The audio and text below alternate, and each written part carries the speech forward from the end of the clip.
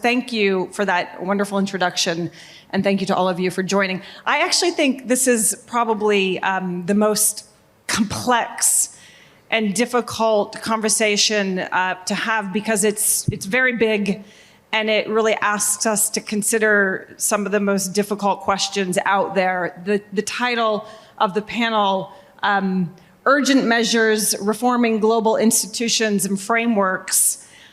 Clearly for our meeting, the G20 is at the heart of this. And I thought that what Dr. Jaishankar said to us last night really set the stage well for this discussion when he said the formal multilateral institutions are stuck, and so the G20 becomes phenomenally important because of its flexibility across a number of dimensions, as well as its ability to reach out to stakeholders in the state system internationally, but also civil society. And India's done a tremendous job for us and set the bar extremely high. And I would like to start by saying thank you so much to those who have led this initiative. We know who you are, and we hope that you now know who we are. To start out, let me just say a couple of things. We know the term polycrisis. We haven't perhaps used it as much in this moment, but we know that we're sitting at a time in world history where the complexity and the urgency of cooperating multilaterally to solve the urgent problems of climate change, the spillover and unintended consequences of the war in Ukraine, the debt problem, the post-COVID recovery. The list is so long, and it clearly creates a very important need to move swiftly in the context of a system that seems very fraught and very stuck. And the other side of the equation, which we also know well, is the geopolitical rivalry makes this much more difficult, not least as it's playing out across developing countries, as well as in Europe and elsewhere. But also the challenges internally inside of some of the most consequential states in the system. And we went to sleep or woke to the news of the indictment of Donald Trump, the next set of indictments, and we're now facing a multilateral system that could, in the not too distant future, have 2 permanent members of the Security Council with leaders that are indicted, either domestically or globally. So there are so many reasons in which the legitimacy of the system is fraught, stuck, and yet the urgency is critical. So I want to start by asking the panel a very important but question that involves what I hope will be a quick answer, and then we'll come back to the first question as it was set by the organizers. But I guess the first question is, in this context, which is fraught but also urgent, should the focus be on incrementalism and pragmatism and finding ways to work within, but especially perhaps to work around the system such as we know it? Incrementalism and pragmatism? Or should we be working for something more transformative, arguably radical, that can really deal with a multipolar world in which there are many stakeholders that need to be involved, that needs to be more inclusive if it's going to be both legitimate, with the assumption that legitimacy is critical to efficacy? So let me start with you. Incrementalism or radical transformation, Maria? Well, let me first thank the organizers, congratulate all of you, and thank the team, the TF7 team, for putting together, as you were saying, a difficult set of recommendations, simply because the scope of the task force work itself is was so large. But in terms of your question, which is also a very challenging one, we have to think of the scope and we have to think of the focus. And I think the scope, as you were pointing to, is very, very broad. But we have to be bold, we have to be innovative, and at the same time be realistic. And in that sense, I think that it is important to think of being, yes, transformative, but not starting from scratch. We do need multilateralism, we do need global cooperation, otherwise it's not going to be possible to tackle the very complex challenges. And so it's a matter of, in my perspective at least, it's a matter of transforming and with imagination, with creativity, and bringing in those elements that allow us to be as innovative as possible, but seeking that dialogue and that exchange that is essential if we're going to find common ground, and it's essential if we're going to move forward. So it's a bit of both, transformative, but also Both. Incremental and pragmatic. Andre. Thank you, Chair. Good afternoon, and thank you to ORF for putting this together. To give you a direct answer, I would say the way to go would be for a more radical transformation, and for the following reason. It's easier to create new institutions than to reform the existing ones. And I think we have witnessed this during the last decades. The BRICS groupings itself has been struggling for a while now to reform international financial institutions. But the result it has reaped, primarily in terms of the International Monetary Fund and the World Bank, has been too little and too late, just to give you one example. And so new institutions have been set up, many of them by China, but we have also the New Development Bank by the BRICS, the Contingent Reserve Arrangement, and others. And that has been the possibility to advance, if you will, that has presented itself currently, right? And institutions are very hard to reform, at least to any significant extent, primarily because those who hold institutional power, they don't give it up easily, and they don't share it easily either. And so there's a lot of resistance. But not only that, institutions, they gain a life of their own, and they reinvent themselves, and they don't like also to be replaced.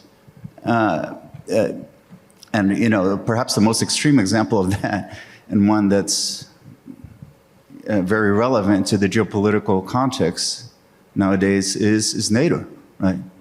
But anyway, I'll stop here. And Great. We'll come back. Lots in there, and we'll come back to that. Rina. Thank you, Leslie, for this important question. I would say that we need to interplay with both realities, and it's not black or white. I think it's like a kind of a gray.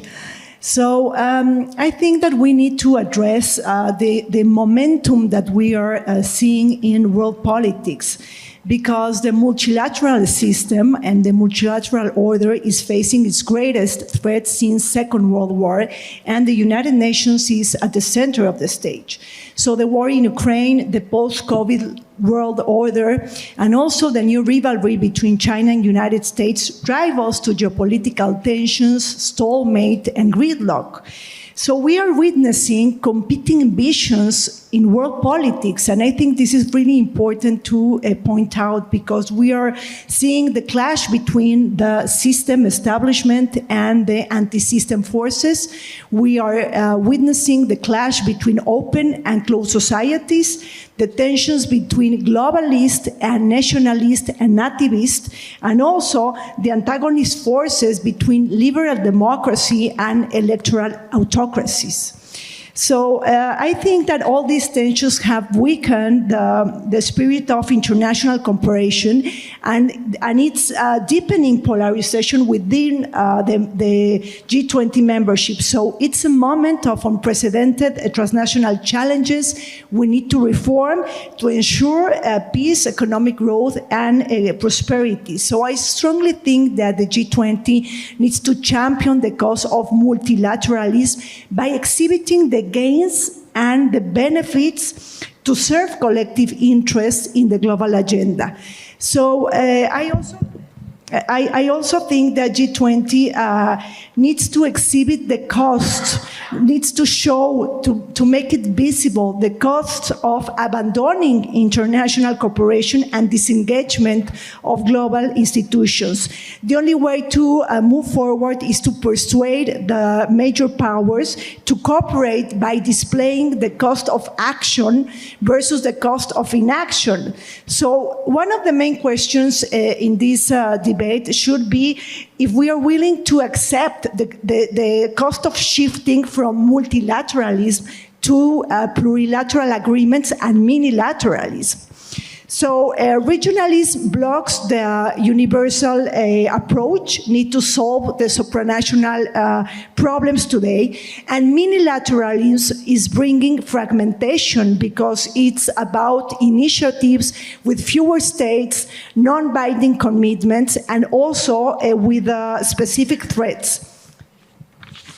So I will say that we need a coordinated response to tackle climate change, no nuclear proliferation, migration, pandemics, and none of the states can act lowly. We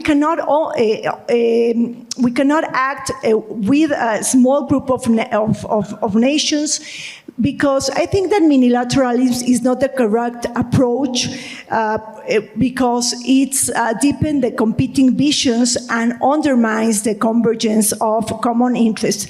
So just to say a final words, I consider that we need to emphasize the value added of cooperation, dialogue, against the cost of isolation, self-governance, and nationalism.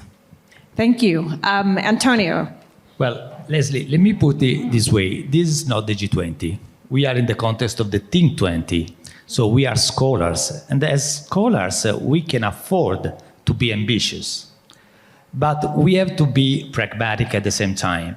So being a scholar, it is also our responsibility to say what is the first best. I mean, we know that global governance is not working. We know that it is unfair. We know that it is not very effective. So we have to pave the way and indicate what is the path, okay, towards, the world political leaders should, go through. The point is that we have to consider the time frame. In the short to mid-term, I don't think that there is any room for major transformation of the global governance. I don't see the conditions in the international context to do it now. So we have to make a difference between what we can achieve in the short term, which is, technical deliverables mostly, and implementation of what has been decided so far in multilateral context, and what we can achieve, what we should achieve in the mid to long term, which is a more transformative vision of global governance. Thank you. Tremendous kind of opening responses to that first question that I think in some ways reflect the conversations in our Task Force 7, and where there was, I think it's fair to say, I don't think it was off the record, and I think it's certainly in the statement that the leaders had a very strong view that one needed to focus on the multilaterals and not just quickly move to plurilateralism, in part because those organizations matter and they're not yet representative, and so wouldn't be quite, your sort of comment, I think, about sort of they're stuck and work elsewhere didn't seem to be satisfactory, actually, for a number of people on the task force. So that's one question. But let me come to this first question that was sort of set for us, which is about consensus building, and how can the G20 help to build a consensus for multilateral reform, again, in this context of so much division. And I guess I would add to that question, there seems to be a semblance of a lot of consensus in this meeting, but the G20, I know we're scholars, and I know it's the T20, not everybody here is a scholar, but there's not a lot of representation from the United States, China, or Russia, which are critical members of the G20. So there might feel like there's a lot of consensus and ambition and drive in the room, but the G20 extends to some pretty complicated parts of the world. So bearing that in mind, can we start with you on this very complicated question? How concretely, or in your view, does one think about beginning to build consensus? Well, if we think of the G20 to a certain extent as a sample of not only of the economies of the world, but of the countries of the world, we have in the G20 developed countries, emerging economies, developing economies, and if we think of it as a sample, it would seem to be an appropriate place to try to start achieving that consensus. But as you were saying, there are a number of countries also within the G20 that are the very source of or the very heart and core of the competition and the tensions that we're experiencing today. So in that sense, the G20 can very certainly lead the way in terms of that consensus building and show the way, not only lead the way, but show the way. But that being said, I think we're also at a time when we know that within the very heart of the multilateral system, which is the UN system, or the major actor, let's say, in the multilateral system, the UN system, there is a lot of conversation, a lot of effort in terms of consensus building for reform of the system, to find ways of advancing that reform. And the tensions are obviously translated into that space as well. But we are going to be seeing in the coming weeks, in fact, a number of discussions, not only with the G20, which will be the first one, the G20 summit in early September, but later in the month, we'll see a number of high-level discussions and summits that will be addressing and where we will be discussing, or our governments will be discussing, those major challenges that we're referring to. And from climate to the SDGs to the financing for development to health, a number of these challenges. And that'll be an opportunity to really move in terms of the consensus. Whether that's possible or not will certainly take a lot of political will and certainly a lot of leadership. But I think that it gets to a point, or it has gotten to a point, where the realization of the need of that consensus is sorely felt. And so in terms of the way forward has to come from, certainly from within, and it has to come through that political will and the leadership. Let me follow up and just ask you one quick question, which I had sort of wanted to ask everybody, but maybe it'll come in at different moments. And that is, do you think there's an advantage or a disadvantage in the fact that the G20 is focused on a broader agenda, on a development agenda, and not really on the high politics of peace and security? Or is it the case that the current geopolitical context, it all sort of filters down, and the divisions over, not least, the war in Ukraine, the conflict, kind of get in the way at every single level? Can you work below the radar and be productive in forming a consensus, or are those broader divisions ultimately creating some real barriers to consensus building? I think that the broader divisions certainly create those barriers, but by the same token, the world cannot function in silos. So you do need to have to take into account the different elements, because they do play on each other, they do affect each other. So in that sense, I think that the G20's broadened agenda makes eminent sense in that scaling up process that I was referring to earlier. Thank you. Andre, how can the G20 best help to build a consensus for multilateral reform? Thank you. Let me just clarify and qualify what I said earlier. By radical transformation, I meant the way forward may be to create new institutions rather than trying to reform the other ones, which was what I equated with the incrementalist approach. Now, that is not to say that's a perfect approach. It's full of problems, not least of which you end up with a system that's more fragmented and thereby less efficient. And I do recognize that all these plurilateral, minilateral arrangements, if you will, they're not just a stepping stone in the direction of a wider multilateral framework. Right, oftentimes they're just what's possible at the time. Like-minded countries come together, and they form their own clubs and they keep the others out. But anyway, having said that, what is the role of the G20? Well, we recognize the G20 is probably the most important forum for addressing problems of multilateralism, because it's almost the only one that brings together all the major players, the major stakeholders, right? And the ones from the G7, the big economies and high-income countries, and the major economies from the South. So it is the forum for that purpose, but we also need to recognize, and this was also discussed in our meetings, that the G20 itself reflects some of the problems that we have with multilateral institutions. I mean, the deadlocks that we reach in other forums, in other venues, are also present here in the ambit of the G20. And by the way, and this speaks to the second question you posed, I don't think geopolitics can be filtered in any way. It's there. It takes precedence over other issues, including development, gender, climate, what have you, and it tends to subsume them all.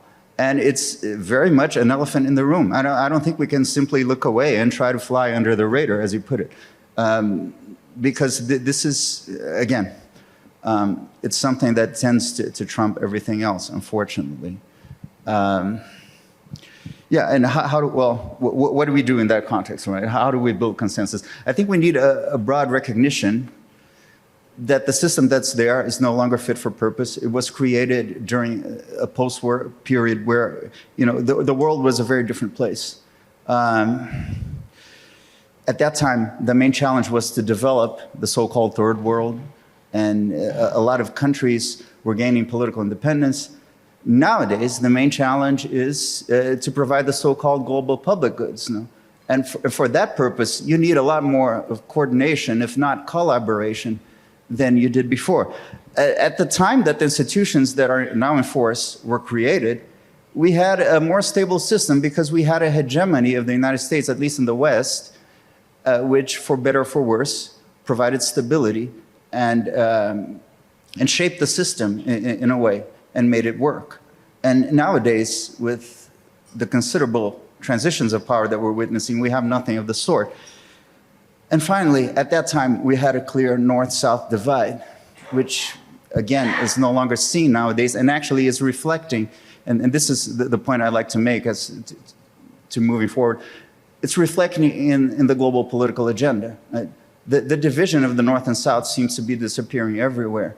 And with it, the principle of common but differentiated responsibilities that was coined in the Environmental Conference of 1992 in Rio de Janeiro, but has since then all but been forgotten.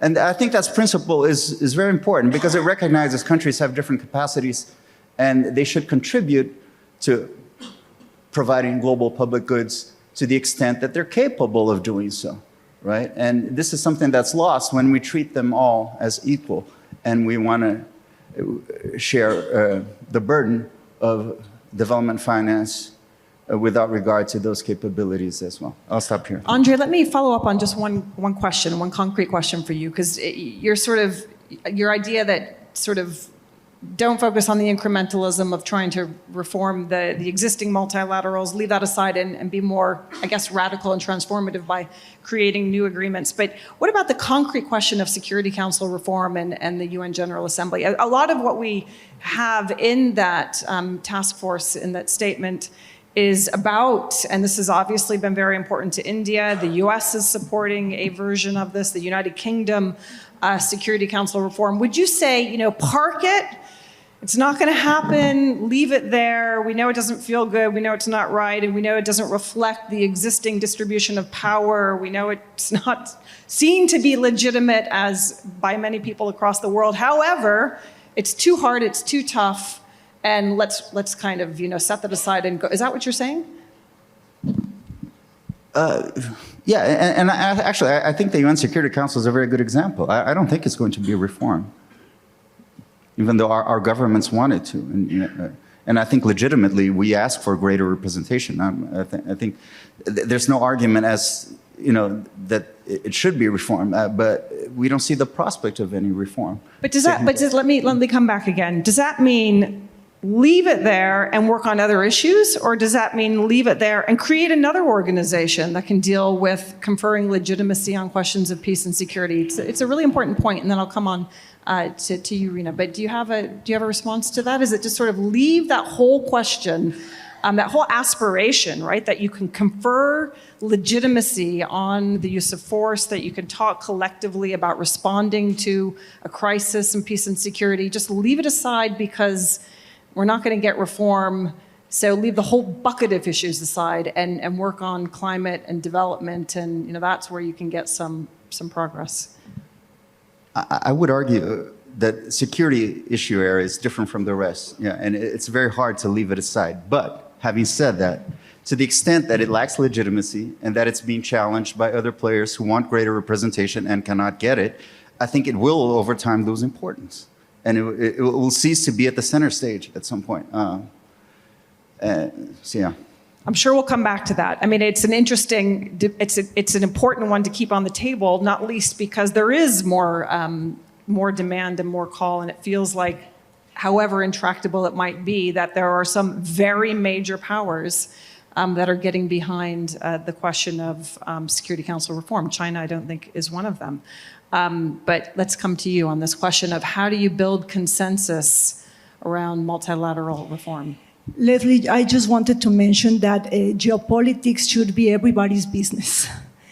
That global governance is directly linked to human well-being, and that we need to display all the interdependencies and the interplays that these concepts has to be with regarding quality of life.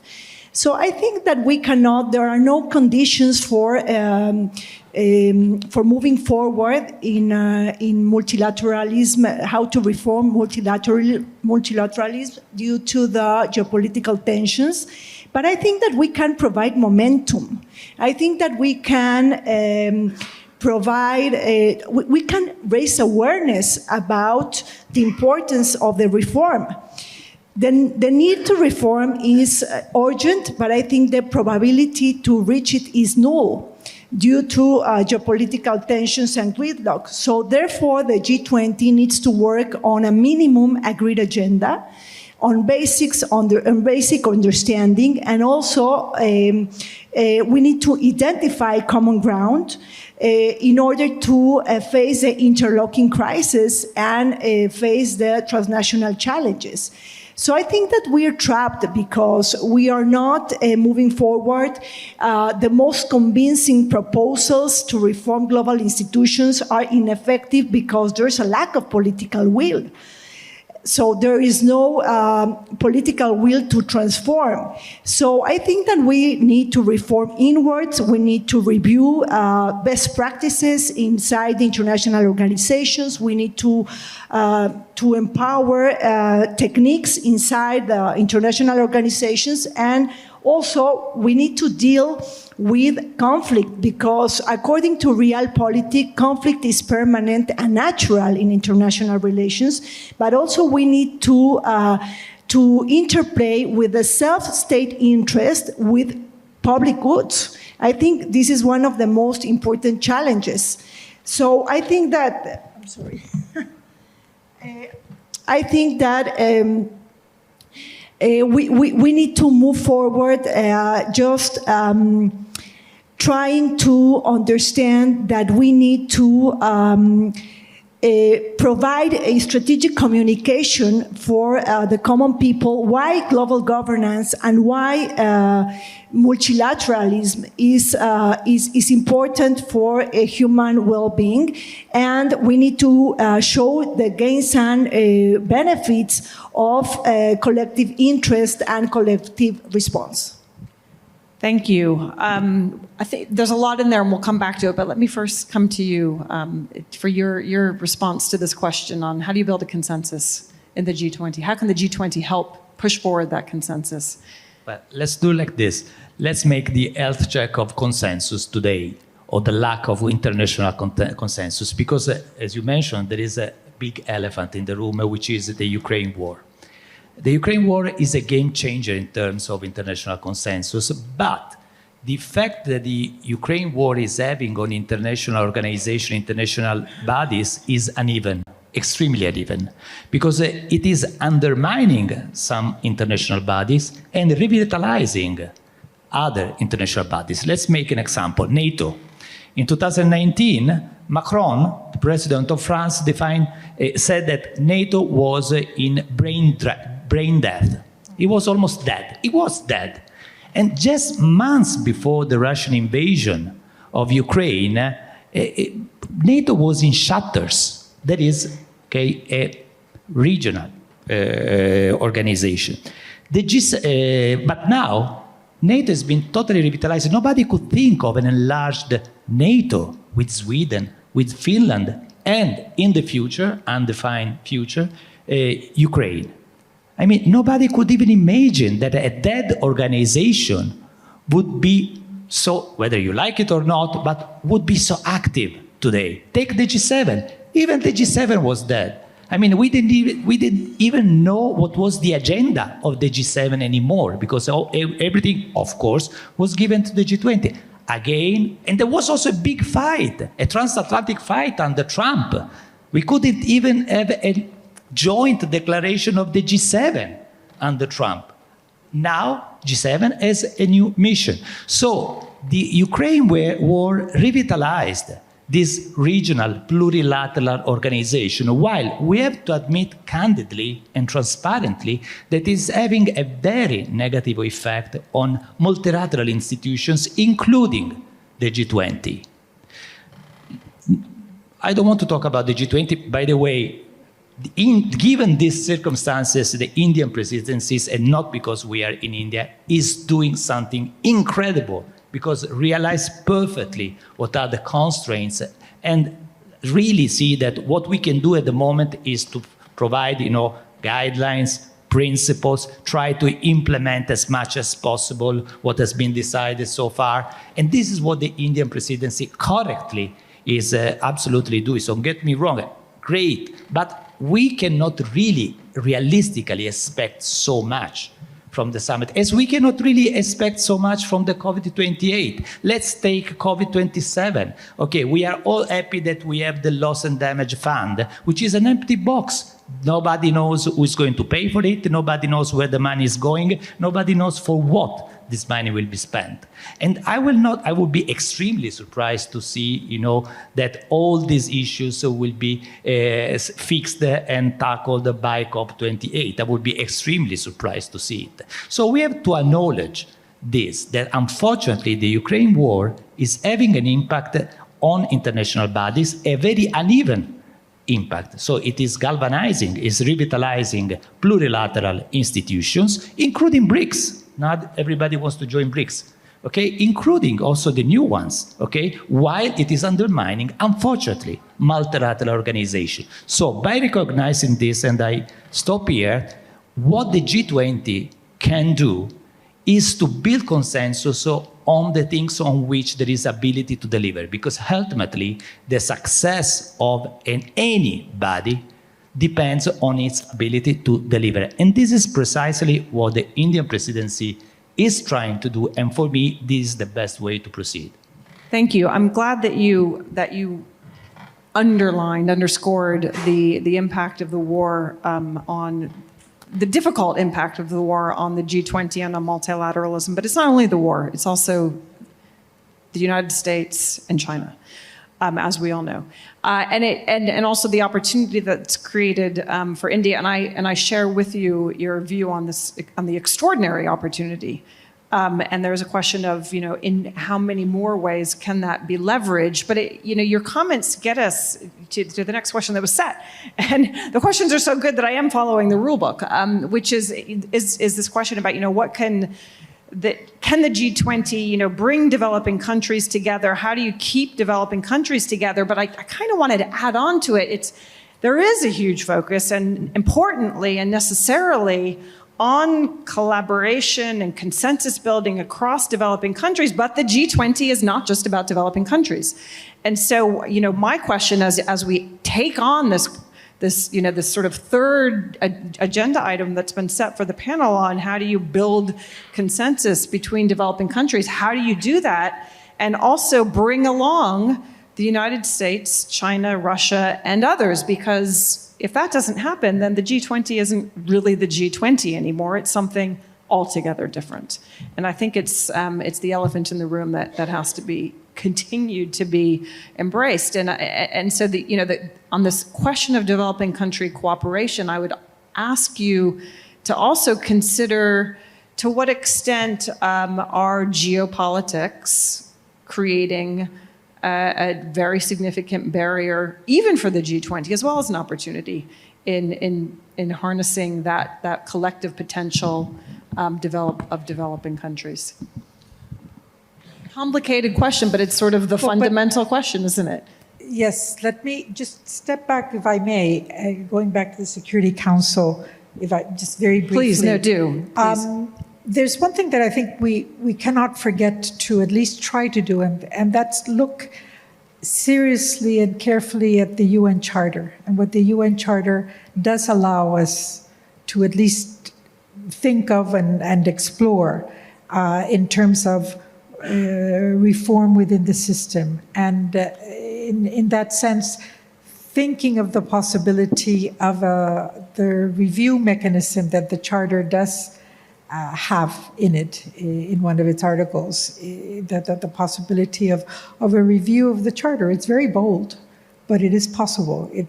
Going to what Antonio was referring to, as I was as well, in terms of the time frame and the timing, probably it's not the best time because of the geopolitical tensions. But we must remember that there are possibilities within the system also to review and to look at different ways of doing things. Just add a note on that.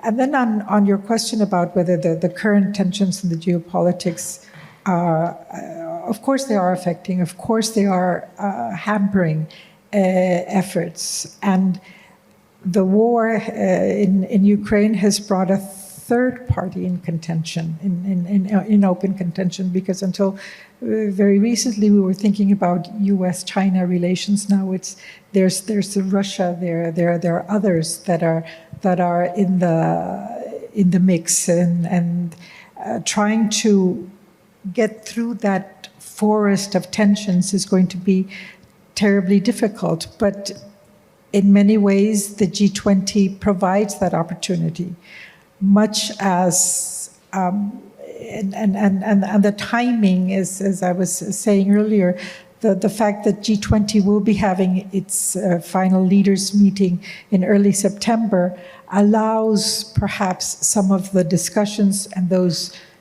decisions and views to be brought into the other discussions that are going to be taking place later in September. This is not a matter of a month. This is going to be a matter of a very, very long time.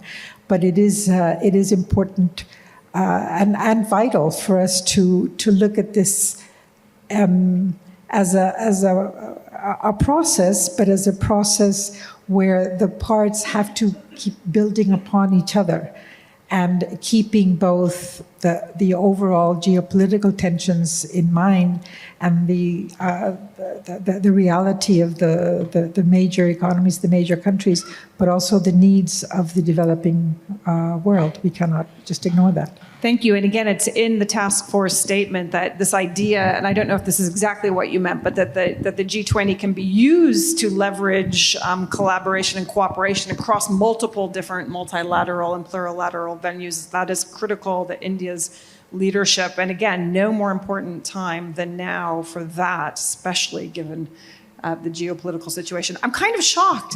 It says 32 seconds. Is that right? Okay, so I think what I'm going to do is start at this end and just have you all quickly say, given the world as it is, not as we'd like it to be, what should the G20's number one most important priority be on this question of multilateralism? And you get 2 seconds each. Okay, deliver. I mean, at the moment, the most important thing is to deliver. For instance, there is the global minimum tax. Okay, I know that the G20 is not an implementing body, but it has to push towards its implementation. And the other thing, if I may add... You only got one. The last one. Financial stability, because here we have many friends from the global south, and we know that 60% of these countries are at risk of financial distress. In the short term, for me, this is one of the biggest risks, and the G20, which is its own nature, should tackle this key issue? Thank you. I think that we need to sit at the table to dialogue and cooperate because it's really important not to interrupt the collaborative spirit due to geopolitical tension. So maybe we don't have the outcomes we are expecting, but the only issue, if we sit at the table, I think it's important. It has to be like a routine. And diplomacy should be forward.